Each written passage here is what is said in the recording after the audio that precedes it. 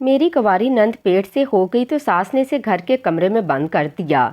10 ماہ گزر چکے تھے مگر ابھی تک بچے کی پیدائش نہیں ہوئی۔ ایک دن میں سب گھر والوں سے چھپ کر اس کو ڈاکٹر کے پاس لے گئی۔ وہاں جا کر ڈاکٹر نے جو خبر دی اسے سن کر میرے سر پر آسمان ہی گر پڑا، کیونکہ میری نند کے پیٹ میں تو بچے کی جگہ۔ میرا نام سائمہ اقبال ہے۔ یوں تو میں صادق آباد کی رہائشی ہوں، مگر صادق آباد میں میرے والدین کا گھر ہے اور خود میں شادی ہونے کے بعد رحیم یار خان آ گئی۔ رحیم یار خان شہر میں میرا سسرال تھا۔ زبیر لوگ 3 بھائی تھے، ان کی کوئی بہن نہیں۔ میرا شوہر زبیر منجلا بھائی تھا۔ زبیر سے 2 سال بڑا اس کا بھائی عامر تھا۔ عامر شادی شدہ تھا اور سعودی عرب میں مقیم تھا۔ عامر بھائی ہمارے ولیمے کے بعد دوسرے دن ہی واپس سعودی عرب چلے گئے اور زبیر سے 3 سال چھوٹا یاسر تھا، جو کہ یونیورسٹی کا طالب علم تھا۔ یاسر صرف 5 سال کا تھا جب ان کے والد یعنی میرے سسر انتقال کر چکے تھے۔ میں جب سے شادی ہو کر اس گھر میں آئی تھی، چند دن بعد ہی میں نے پورے گھر کے نظام کو خود سنبھالنا اور دیکھنا شروع کر دیا۔ میری ساس بوڑھی خاتون تھی۔ میری آمد سے قبل اس گھر میں ایک کل وقتی ملازمہ بھی تھی جو صفائی ستھرائی کے علاوہ کھانے پکانے کا کام بھی کرتی تھی، مگر میں جب سے آئی تھی میں نے کھانا پکانا خود شروع کر دیا۔ ملازمہ سے صرف میں گھر کی صفائی ستھرائی کا کام کرواتی۔ گھر کا کام ہی کتنا تھا، کل 4 تو افراد تھے۔ میں سارا کام آسانی سے خود ہی سنبھال لیا کرتی تھی۔ زندگی کے شب و روز یوں ہی گزرنے لگے۔ مجھے اپنی ساس کی حرکتیں کچھ عجیب سی محسوس ہوتی تھیں۔ جیسے ایک دن میں رات کو روٹیاں بنا رہی تھی تو میری ساس اپنے کمرے سے نکل کر کچن میں آئی اور کہنے لگی، سائمہ بیٹا روٹی بنا لی ہے؟ میں نے کہا بس بن ہی گئی ہیں، یہ آخری روٹی ہے۔ تب میری ساس کہنے لگی، بیٹا ایسا کرو روزانہ 2 روٹیاں فالتو بھی بنا لیا کرو۔ میں نے حیرت سے پوچھا، امی فالتو روٹی کیا کرنی ہے، ٹھنڈی ہو جائے گی، کوئی کھاتا بھی نہیں ہے، پھر صبح کو تو ضائع جائے گی۔ مگر میری ساس کہنے لگی، نہیں بیٹا تم بنا لینا، میں نے صبح چڑیوں اور پرندوں کے لیے بریک کر کے انہیں ڈالنی ہوتی ہیں۔ میں نے کہا جی ٹھیک ہے۔ اس کے بعد میں نے کبھی نوٹ نہیں کیا کہ میری ساس وہ روٹی واقعی چڑیوں کو ڈالتی ہیں یا نہیں، یا اس کا کیا کرتی ہیں۔ یہ چند دن بعد کی بات ہے۔ آدھی رات کے وقت میری آنکھ کھلی، پیاس محسوس ہوئی تو میں پانی پینے کچن کی طرف چلی گئی، مگر میں یہ دیکھ کر حیران رہ گئی کہ میری ساس پہلے سے کچن میں موجود تھی۔ وہ ہاٹ پاٹ میں پڑی روٹی نکال رہی تھی۔ میں نے پوچھا، امی آپ اس وقت کچن میں کیا کر رہی ہیں؟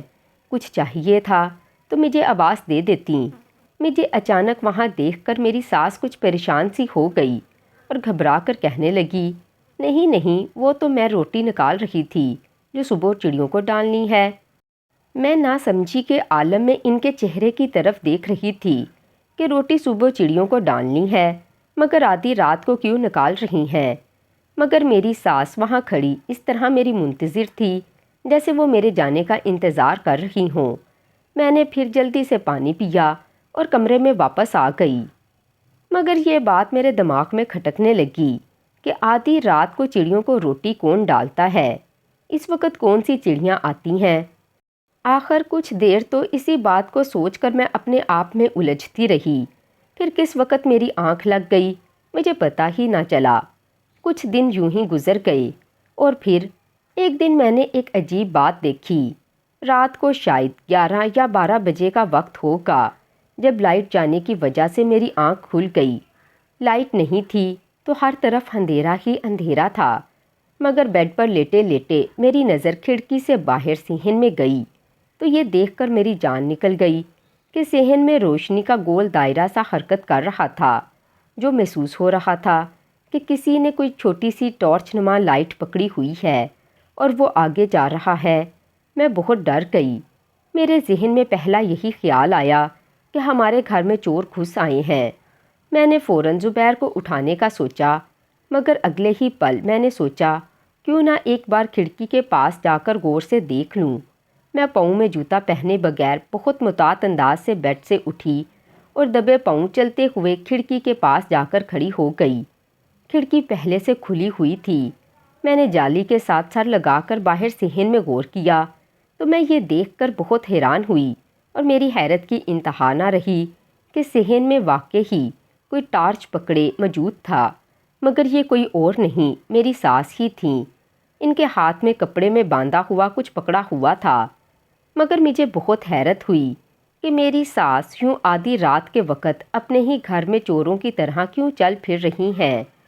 میں وہیں کھڑی ان کو دیکھتی رہی، اور پھر یہ دیکھ کر تو میری حیرت کی انتہا نہ رہی کہ میری ساس کھڑکیوں کی طرف بڑھ رہی ہے اور وہ سیڑھیاں چڑھ کر چھت پر چلی گئی۔ میں واپس اپنی جگہ پر آ کر لیٹ گئی، مگر میں یہ بات سوچنے پر مجبور ہو گئی کہ میری ساس جو کہ گھٹنوں کے درد کی مریض ہے، وہ عام اوقات میں کبھی بھی چھت پر نہیں جاتی، تو رات کے اس وقت اندھیرے میں وہ ٹارچ پکڑے چھت پر کیا کرنے جا رہی ہیں؟ ان کو چھت پر کیا کام ہے؟ اس بات کو سوچتے ہوئے بھی مجھے کافی دن گزر گئے۔ یہ ایسا سوال تھا جو نہ تو میں اپنی ساس سے کر سکتی تھی اور نہ ہی یہ سوال میں زبیر سے کر سکتی تھی۔ یہ سوچتے ہوئے کہ کہیں کوئی برا ہی نہ منا جائے، میں نے بہت سوچا، مگر میں جتنا سوچ رہی تھی میرا ذہن اتنا ہی الجھتا جا رہا تھا، کوئی بھی سرا ہاتھ میں نہیں آ رہا تھا۔ میں جب سے اس گھر میں آئی تھی میں کبھی اوپر چھت پر نہیں گئی تھی۔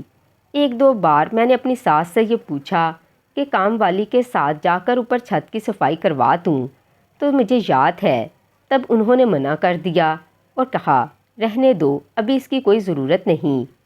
اب میں نے بھی اس بات کو ٹھان لیا تھا کہ میں بھی کسی وقت چھپ کر چھت پر ضرور جا کر دیکھوں گی کہ آخر وہاں پر ایسا کیا ہے جو میری ساس آدھی رات کے وقت سب سے چھپ چھپا کر وہاں جاتی ہیں۔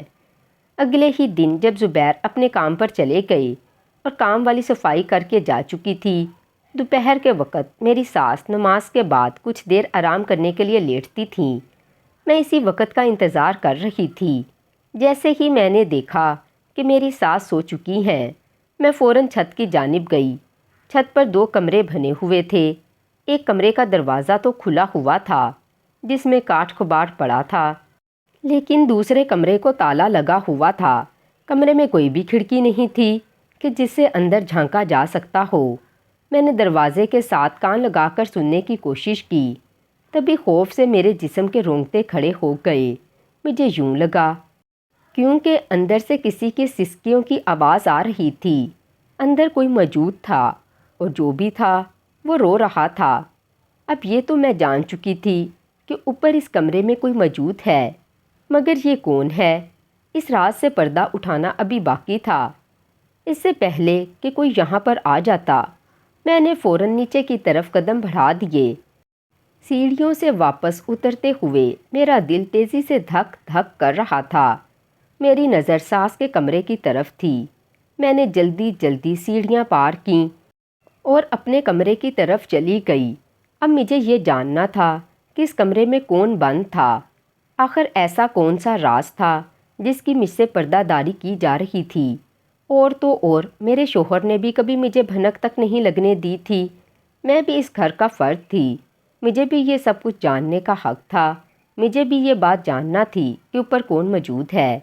مجھے یہ چیز بری طرح کھٹک رہی تھی کہ مجھ سے کچھ چھپایا جا رہا تھا۔ خیر، اب میں بھی آرام سے بیٹھنے والوں میں سے تو بالکل بھی نہیں تھی۔ میں نے ٹھان لیا تھا کہ میں اس راز سے پردہ اٹھا کر ہی رہوں گی، اور چند دن بعد ہی مجھے اس چیز کا موقع بھی مل گیا تھا۔ ہمارے محلے میں ہی کسی کے گھر میں میلاد کی محفل تھی اور وہاں سے بلاوا آیا تھا، مگر موسم کے بدلاؤ کی وجہ سے میرا گلا خراب تھا اور مجھے بخار بھی تھا، اسی لیے میرا جانا تو ممکن ہی نہیں تھا۔ تو میری ساس نے حامی بھر لی کہ وہ خود ہی چلی جائیں گی۔ میلاد کی محفل ظہر کی نماز کے بعد تھی۔ جیسے ہی میری ساس نماز پڑھنے کے بعد تیار ہو کر گھر سے نکلیں، میں نے فوراً دروازے کی کنڈی چڑھائی اور جلدی سے اپنے ساس کے کمرے کا رخ کیا۔ میں ان کے کمرے میں موجود میز کے دراز دیکھنے لگی۔ مجھے اس کی چابی تلاش کرنا تھی جو تالا اوپر کمرے کو لگا ہوا تھا۔ میں نے چاروں دراز دیکھ لیے، مگر کسی میں بھی کوئی چابی موجود نہیں تھی۔ پھر میں نے ساس کی الماری کھولی، وہاں بھی میں نے اچھی طرح دیکھا، مگر مجھے وہاں بھی کوئی چابی نہیں ملی۔ میں مایوس ہو چکی تھی، مگر پھر اچانک مجھے ایک خیال آیا۔ میں نے فوراً ہی آگے بڑھ کر ساس کے بستر میں موجود تکیہ اٹھا کر دیکھا تو اس کے نیچے سے چابی مجھے مل گئی تھی۔ میں نے فوراً وہ چابی اٹھائی اور جلدی سے سیڑھیاں چڑھ کر چھت پر آئی۔ میں دعا کر رہی تھی کہ یا اللہ یہ چابی اسی تالے کی ہو، اور ایسا ہی ہوا۔ جیسے ہی میں نے چابی تالے میں ڈالی، تالا فوراً سے کھل گیا۔ تالا کھول کر میں نے کمرے کا دروازہ کھولا اور یہ دیکھ کر میری آنکھیں حیرت سے پھٹی کی پھٹی رہ گئیں کہ سامنے ایک نوجوان لڑکی فرش پر بیٹھی ہوئی تھی جس کے بال بکھرے ہوئے تھے اور حلیہ بہت ہی برا تھا۔ اس کے دونوں پاؤں اور ایک ہاتھ کو زنجیر سے باندھا گیا تھا۔ وہ حیرت سے آنکھیں پھاڑے مجھے دیکھ رہی تھی اور میں اسے دیکھ رہی تھی۔ مجھے دیکھ کر وہ فوراً سے رونے لگی اور میری منتیں کرنے لگی کہ مجھے کھول دو، مجھے یہاں سے نکال دو۔ میں جلدی سے آگے بڑھی اور زمین پر اس کے پاس بیٹھ کر پوچھنے لگی کہ تم کون ہو؟ جس پر اس نے اپنی آنکھیں صاف کرتے ہوئے الٹا مجھ سے ہی سوال کر دیا اور وہ پوچھنے لگی کہ تم کون ہو؟ میں نے اسے بتایا کہ میں زبیر کی بیوی ہوں۔ میرے جواب پر اس کے چہرے پر حیرت اور خوشی کے ملے جلے تاثرات ابھرے اور وہ حیرانگی سے کہنے لگی، اچھا زبیر کی شادی ہو گئی ہے؟ میں نے کہا ہاں، مگر تم نے ابھی تک میرے سوال کا جواب نہیں دیا کہ تم کون ہو۔ اور اس نے جو جواب دیا اس کو سن کر تو میرے سر پر آسمان ہی گر پڑا۔ وہ کہنے لگی کہ میرا نام ماریہ ہے، میں زبیر کی بہن ہوں، مگر زبیر نے تو بتایا تھا کہ ان کی کوئی بہن ہی نہیں، وہ لوگ 3 بھائی ہیں۔ میں حیرت میں مبتلا تھی۔ میں نے اس سے اگلا سوال کیا کہ کیا تم زبیر کی سکی بہن ہو؟ جس پر اس نے جلدی سے اس بات میں سر ہلایا کہ ہاں میں زبیر کی سکی بہن ہی ہوں۔ تو پھر وہ لوگ اپنی سکی بہن اور میری ساس اپنی سکی بیٹی کے ساتھ ایسا بدترین سلوک کیوں کر رہے ہیں؟ میری الجھن سلجھنے کی بجائے مزید الجھ چکی تھی۔ ایک سوال کا جواب میں نے تلاش کر لیا اور اس کے بدلے میں 100 سوال مزید کھڑے ہو گئے، مگر اب میرا یہاں مزید رکنا خطرناک تھا۔ میں فوراً جانے کے لیے کھڑی ہو گئی، مگر جیسے ہی میں کھڑی ہوئی تو وہ لڑکی پھر سے میری منتیں کرنے لگی اور کہنے لگی کہ دیکھو مت جاؤ، مجھے کھول دو، مجھے یہاں سے نکال دو۔ میں نے اس کا ہاتھ پکڑ کر اس سے وعدہ کیا کہ میں دوبارہ آؤں گی، مگر ابھی مجھے جانا ہوگا۔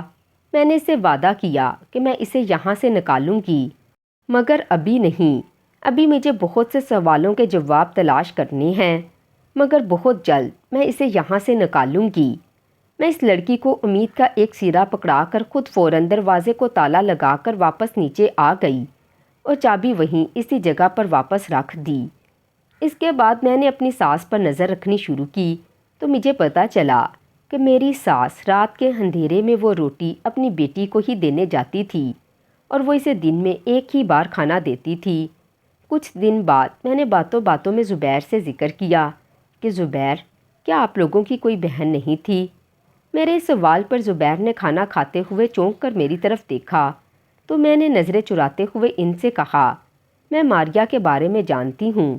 جس پر زبیر نے نفرت بھرے لہجے میں کہا کہ نام مت لو اس بدکردار کا میرے سامنے۔ میں نے دبے ہوئے لہجے میں کہا، مگر زبیر، میں بھی اس گھر کا فرد ہوں، مجھے بھی یہ جاننے کا پورا حق ہے کہ اس گھر میں کیا چل رہا ہے۔ جس پر زبیر نے ٹھنڈی آہ بھرتے ہوئے کہا، میں تمہیں بتاتا ہوں۔ زبیر کہنے لگا، ماریہ ہم دونوں بھائیوں سے چھوٹی ہے۔ اکیڈمی جاتے ہوئے ماریہ کسی لڑکے سے ملنے لگی اور اسے پسند کرنے لگی۔ جب گھر میں اس کی شادی کا ذکر چھڑا تو اس نے اماں سے کہا وہ شادی کرے گی تو صرف اس لڑکے کے ساتھ۔ ہم نے اس لڑکے کے بارے میں کچھ تحقیق کی، اس کے بارے میں معلومات لی تو پتہ چلا وہ آوارہ اور بدچلن لڑکا ہے۔ نہ جانے کتنی لڑکیوں کے ساتھ اس کے تعلقات تھے۔